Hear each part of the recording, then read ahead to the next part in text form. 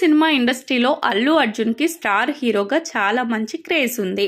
Icon star గా తనకంటూ ఒక ప్రత్యేకమైన ఇమేజ్ ని క్రియేట్ చేసుకున్న ఆయన ప్రస్తుతం పుష్ప 2 సినిమాతో చాలా బిజీగా కొనసాగుతున్నారు. ఇక ఇలాంటి సందర్భంలోనే నెక్స్ట్ టైం ఆయన ఎలాంటి సినిమా చేయాలనే దాని మీద చాలా వరకు కసరత్తు చేస్తున్నట్లు తెలుస్తుంది.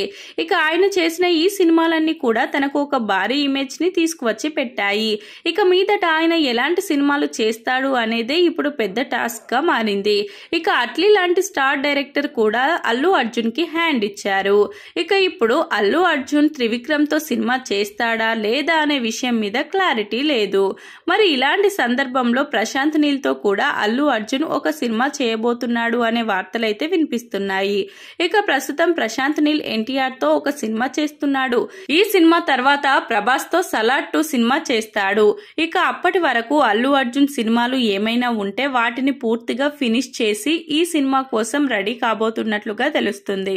మరి వీళ్ళిద్దరి కాంబోలో రాబోయే సినిమా డార్క్ మోడ్ లోనే ఉండబోతున్నట్లుగా వార్తలైతే వినిపిస్తున్నాయి. ఇక మొత్తానికైతే ప్రస్తుతం చేస్తున్న పుష్ప 2 సినిమాతో భారీ సక్సెస్ ని అందుకోవాలని చూస్తున్నారు. ఇక ఈ సినిమా ఆగస్టు 15వ తేదీన రావాల్సి ఉంది. కానీ సినిమా షూటింగ్ పూర్తి అవ్వకపోవడం వల్ల దీనిని డిసెంబర్ 6వ తేదీకి పోస్ట్ పోన్ చేశారు.